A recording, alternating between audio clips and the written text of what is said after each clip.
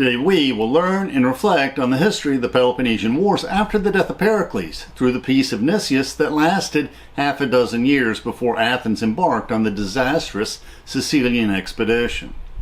This period of history includes many of the most memorable stories told by Thucydides that reveal much of Greek culture and history, and how the enemies of the Athenian democracy fought for the freedom of the Greeks from the tyranny of the Athenian Empire. We will also reflect on how the battlefield deaths of the Athenian leader Cleon and the Spartan leader Brasidas at the Battle of Amphipolis led to the Peace of Nicias, and we'll also reflect on Plutarch's Life of Nicias. The Platonic dialogues were written soon after the Peloponnesian Wars. You cannot understand the dialogues without understanding the history of these wars. At the end of our talk, we'll discuss the sources used for this video.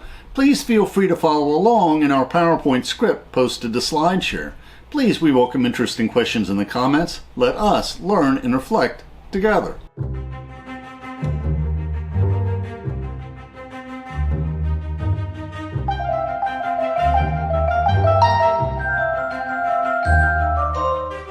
This video is part of a series of videos on the Peloponnesian Wars.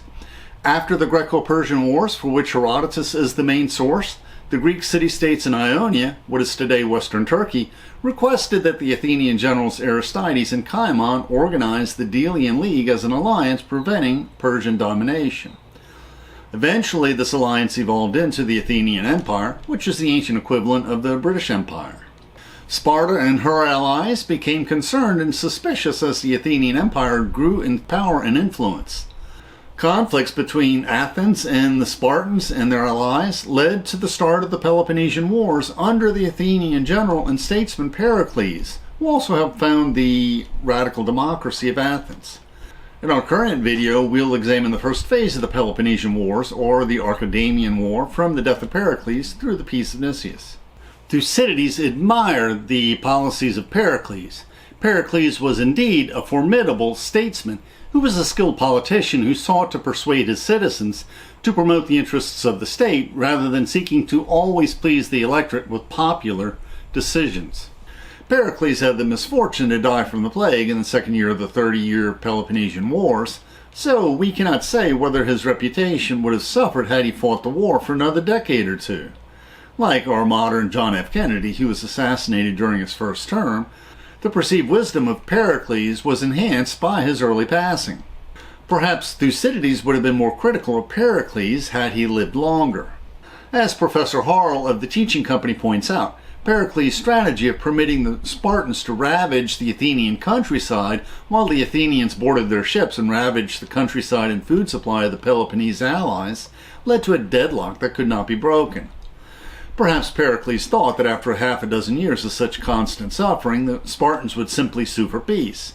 But this would not happen, as the citizens of both sides would deepen their anger for their enemies, guaranteeing that this war would indeed, as the Spartan king Archidamus warned, be a war that they would pass down to their children. After the death of Pericles, no popular leader arose that was able to dominate the assembly like Pericles did, which meant that it was impossible to follow a consistently stable wartime policy. Instead, Thucydides described a series of orators he called demagogues.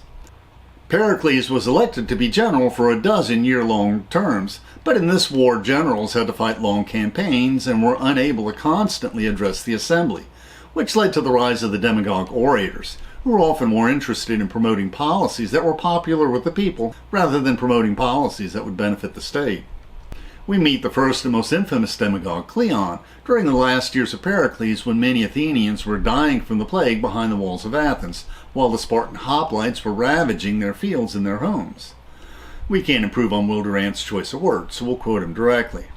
The Athenians, desperate with the combined sufferings of epidemic and war, accused Pericles of responsibility for both. Cleon and others indicted him on the charge of misusing public funds. And since he had apparently employed state money to bribe the Spartan kings to peace, he was unable to provide a satisfactory accounting.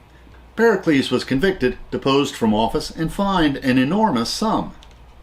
In our prior video, we discussed the memorable passages from Thucydides that describe how the Athenians suffered from the plague and how the Athenians had a change of heart, rehabilitating Pericles to his former position of prominence. But as Pericles himself was suffering from the effects of the plague, he died soon thereafter. Will Durant said that Pericles' successors were too impatient to carry out a program that required a proud self-control. The new masters of democracy were merchants like Cleon the leather dealer, Eucrates the rope seller, Hyperbolus the lamp maker, and these men demanded an active war on land and on sea. Cleon was the ablest of them, the most eloquent, unscrupulous, and most corrupt. Now this was truly a world war of the ancient world, and like World Wars I and World Wars II, there were large and small battles in many theaters of war. So we will look at only a few of these struggles in detail to learn how the first phase of the Peloponnesian Wars, the Archidamian War, was fought. Updating our list of trends of the Peloponnesian Wars, we will add that the Greek generals were typically in charge of both land and sea operations.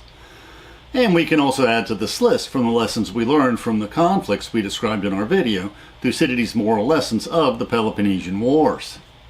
And what we learned in the revolt of Mytilene is that allegiances were determined often not by love or distaste for radical democracy, although quite often that was true, but local politics played a part, where weaker states sought alliances to protect them against stronger neighbors. And in the Mytilene debate, we also saw that city-state representatives were often permitted to address the assemblies of their enemies. And we're going to be reminded quite often is that in the ancient world, often when hostile city-states were utterly defeated, the men were slain, or sometimes condemned to be worked to death in the mines, and the women and children were enslaved. Now let's meet some of the leaders and generals of the war. We've already met Cleon, the demagogue, who was disdained by Thucydides, because he was likely instrumental in exiling Thucydides after his military misfortune in Amphipolis. Cleon's counterpoint was the Spartan general Brasidas, who led a daring campaign against the Athenian colonies on the east coast of Greece. Plutarch, no doubt, would have written a history of the life of the general Demosthenes had he not been massacred in the Battle of Syracuse due to the bumbling of Nicias. This Demosthenes is not to be confused with the orator who a century later warned of the dangers of tolerating the Macedons under King Philip, father of Alexander the Great. This Demosthenes was a brilliant general, always willing to try unorthodox strategies in addition to the set hoplite infantry battles, also using tactics of skirmishing and surprise attacks, often at night. Now victories are victories, no matter how they're won. In our next video, we'll see how the indecisiveness of Nicias in the Battle of Syracuse weakened the Athenian Empire, leading to its eventual defeat. But Nicias will be somewhat of a hero in this video as he negotiated the Peace of Nicias, which gave Athens a respite for half a dozen years from the annual invasions of the Spartans into Attica, raising their fields and their homes outside the walls. Plutarch did write a biography for Nicias. It's the only biography of a Greek famous for his ultimate failures rather than his earlier successes. You could argue that Nicias did not gain his immense wealth honestly, unless you can call working slaves to death in his silver mines honest. But it was not against the laws of the day, and he wasn't suspected of corruption in the offices he held. His greatest failing was not a moral failing, but rather fatal indecision. Indecision which assisted in his early perceived successes and ultimate spectacular failure at the Battle of Syracuse, where hundreds of triremes were destroyed, and nearly all of the Athenian rowers and hoplites were either slain or enslaved, and they were a large percentage of the male citizenry of Athens. Now Plutarch is kinder towards Nicias than Thucydides. He quotes Aristotle as saying that Nicias was one of the best citizens of Athens, demonstrating goodwill and affection of a father towards the general populace.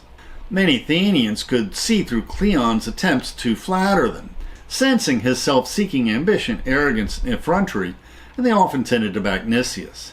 The lofty manner of Nicias was blended with a certain caution, rather than being harsh and overbearing.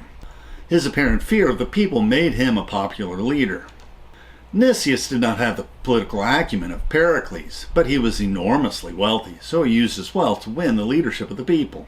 Since he lacked the confidence to match Cleon's tactic of using unscrupulous and flattering trickery to handle the Athenian people, he tried to win them over by paying for extravaganzas such as dramatic and athletic competitions, which he made more stylish, and on which he spent more money than any of his predecessors and contemporaries. And Plutarch tells us, Nicias was surrounded by people asking for handouts, and he gave money to those who could do him harm just as much as he did to people who deserved his benevolence, which meant that bad men made money from his timidity, and good men made money from his generosity. Nicias' timidity both ensured his early military successes as it doomed his largest expedition, Plutarch tells us. Nicias tried to evade problematic or lengthy commands, and whenever he went on an expedition himself, he made safety his primary concern. Consequently, he was usually successful. Whenever he commanded a fleet that was sent as a reinforcement, Nicias nearly always arrived after the battle was fought to congratulate the Athenian victors. And in this war there were many battles that Thucydides discusses at length. For example, the Athenians won the Battle of Amphipolis, notable because in this battle Socrates saved the life of his student Alcibiades. The Athenian general Demosthenes and Phormio scored many military victories in northwest Greece. And the Athenians at first successfully campaigned in Sicily, and Syracuse was a Spartan ally, so many smaller Sicilian cities allied with Athens. And Sicily was a breadbasket for the Peloponnese. Now, one of the most remarkable stories of the Peloponnesian War was how Demosthenes established an Athenian base at Pylos, scarcely 45 miles from Sparta itself. Now, when they heard the news of the revolution of Corcyra, the Athenian fleet was off the Laconian coast. Demosthenes wanted to first stop and establish a base at Pylos, at the southwest of the Peloponnese, and the other generals objected, but as Thucydides tells us, a storm brewed, and the ships were forced to land at Pylos. Demosthenes immediately proposed fortifying the place, since this is why he had joined the expedition. He pointed out there was plenty of timber and stone available, and it was in a naturally strong defensible position, and together with most of the surrounding country, was mostly uninhabited. The other generals were opposed, but since the bad weather persisted, Demosthenes convinced the men to start building fortifications. Why didn't the Spartans immediately oppose them? Thucydides tells us. The Spartans were celebrating a religious festival, and they did not take the news of the occupation of Pylos seriously, being sure that, once they marched against it, either the Athenians would withdraw, or else they would easily storm the position. The fact that their main army was still attacking Attica played a part in their holding back. The Athenians spent 6 days fortifying the place on the side facing the land and other necessary parts. They then left Demosthenes in charge with 5 ships as a garrison and hurried on their way with the main body of their fleet. When the Peloponnesians in Attica heard of the capture of Pylos, they immediately withdrew and returned home, after spending only 15 days that season ravaging Attica. Now, why did Demosthenes imagine that the heavily outnumbered Athenians could defend the hastily constructed fortifications of Pylos with only 5 triremes so close to Sparta? Certainly, many more triremes would be on their way, and the ancient sources do not mention this. But Demosthenes must have previously thoroughly scouted out this area, studying the terrain and shorelines, pondering how best to defend a quickly assembled garrison. The Athenian camp at Pylos was located on a narrow peninsula, and indeed its geography was ideally suited for defense. And this is one of the most amazing battles of the Peloponnesian Wars. The Spartans planned their attack on the fortifications of Pylos.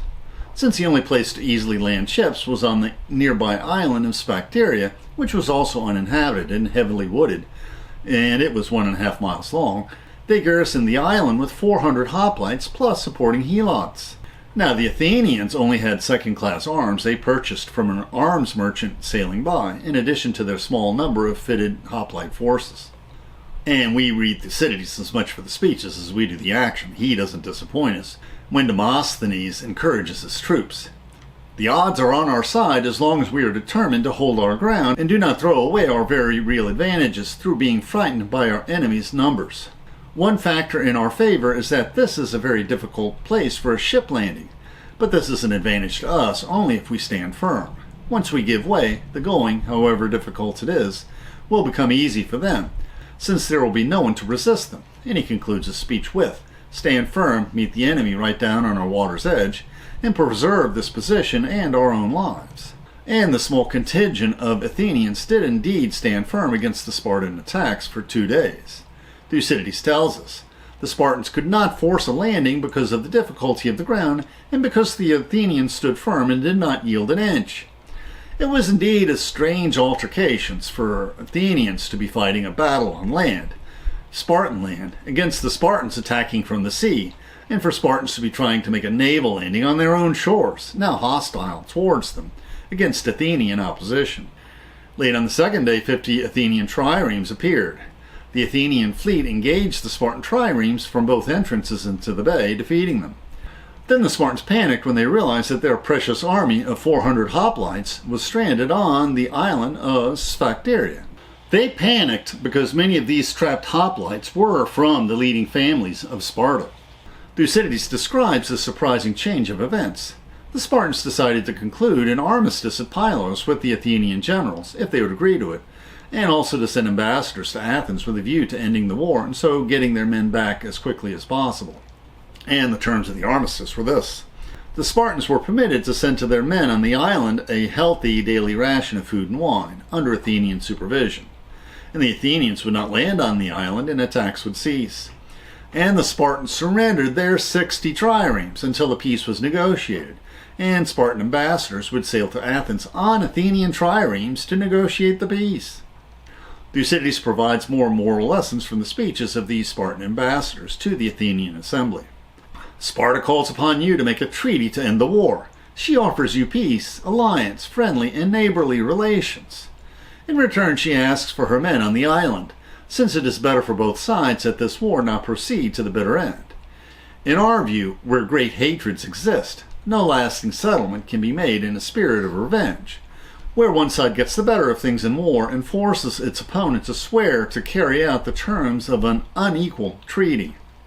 This reminds us of the punitive Treaty of Versailles ending World War I, where the war guilt clause and punishing reparations helped pave the way for Nazis to spark World War II. And the Spartans continue. As for Sparta and Athens, if there ever was a good time for making peace, it is now, before some irremediable event overtakes us, something which would force us into an unending hatred of you, personal as well as political, and would deprive you of the hope of what we are offering you at the moment. Now, the Athenians thought they had the upper hand. The Athenians were not ready for peace. Thucydides tells us. The Athenians aimed at winning still more, and as for making peace, they considered that while they had the men on the island, they could do whatever they liked. The man who, more than others, encouraged them in this attitude was Cleon, the demagogue Thucydides hated so intensely. Thucydides tells us, at Pylos the war was waged vigorously by both sides. More Athenian triremes arrived. The Spartans continued their attack on the palisades on Pylos.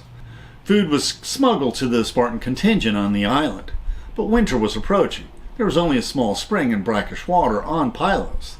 The Athenians were restless. What to do? And we'll switch to Plutarch and his Life of Nicias, since he has a more entertaining account of the upcoming battle, and Thucydides is only one of his sources. Plutarch accuses Cleon of having nefarious motives when he states that the Athenians regretted dismissing a Lacedaemonian delegation which had come to them to discuss a truce and terms for peace. They had rejected the offer as a result of Cleon's opposition, and Cleon had opposed it mainly because of Nicias. Cleon was Nicias' political enemy, and when he saw how enthusiastic Nicias was in his dealings with the Lacedaemonians, he persuaded the Athenian people to vote against the truce. So, when the blockade of Pylos was starting to drag on, and the Athenians heard about the terrible difficulties their troops were operating in, they were angry with Cleon. So Plutarch continues. Cleon tried to divert the blame on Nicias. He accused him of being so timid and irresolute that he was letting the Spartans slip out of his grasp, and claimed that, if he had been in command, they would have not slipped out of his grasp. And at this point it occurred to the Athenians to say, well, it's not too late. Cleon, why don't you take a fleet and get the men yourself? And another surprise. Nicias then stood up and resigned his command of the expedition to Pylos in Cleon's favor. He suggested that Cleon take as large a force as he liked, rather than boasting in mere words, which involved no risk, and actually achieve something significant for Athens. Now Cleon was merely making an argument. He did not expect the debate to proceed like this. He'd never served as a general.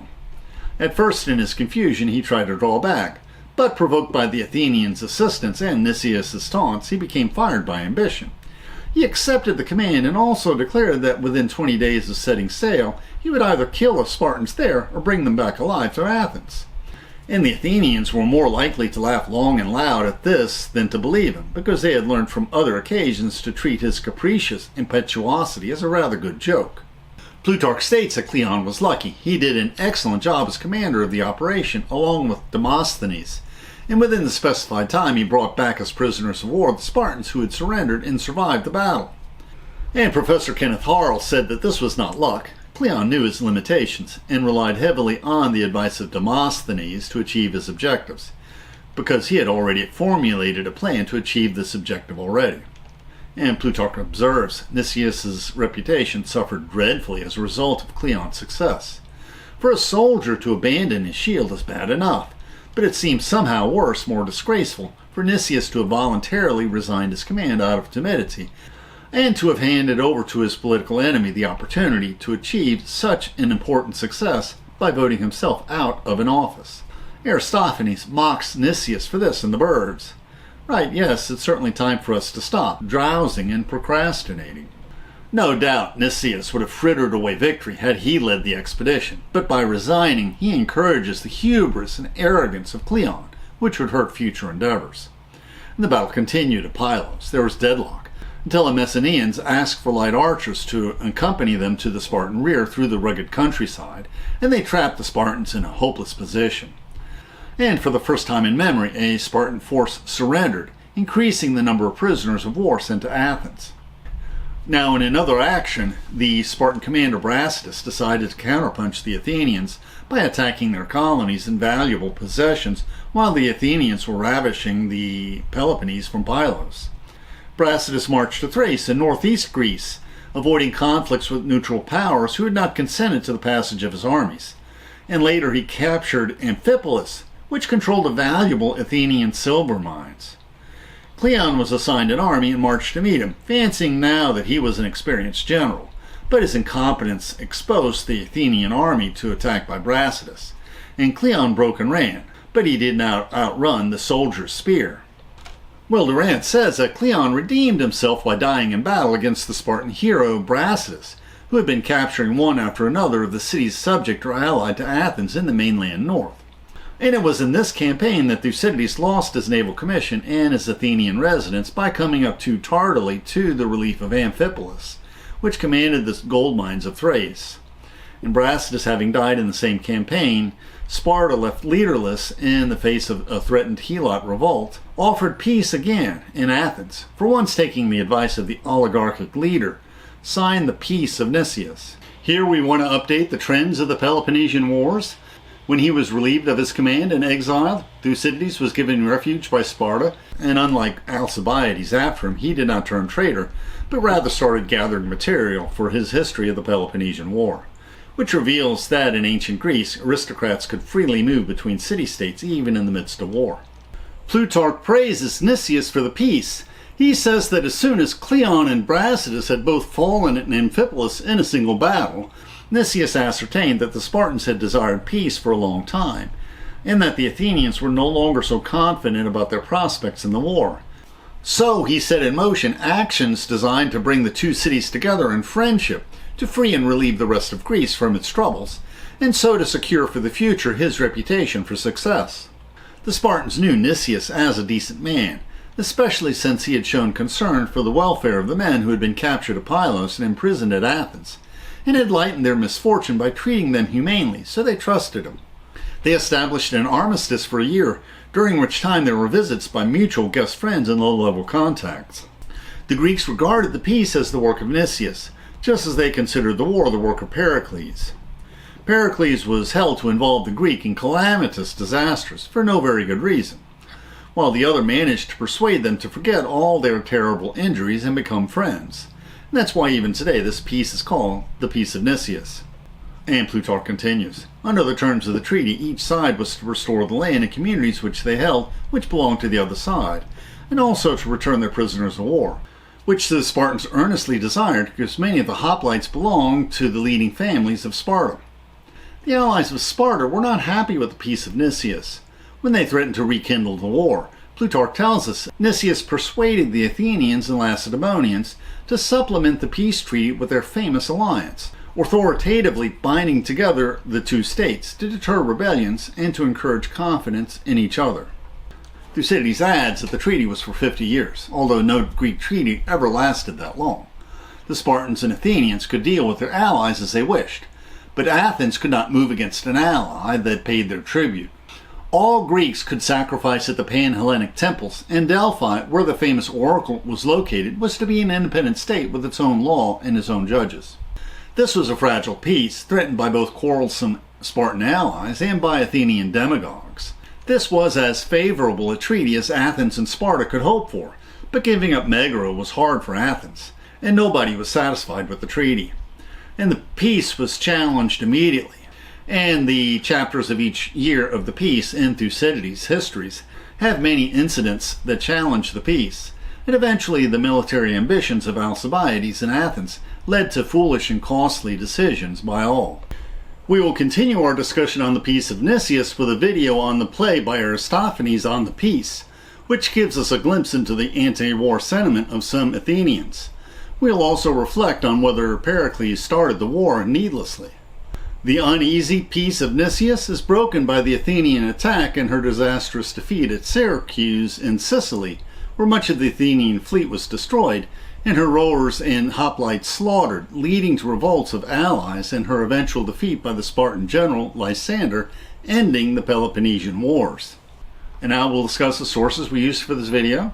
Since all of our videos on the Peloponnesian War access many of the same multiple sources, we cut another video reviewing these sources, including Plutarch and Thucydides and Will Durant.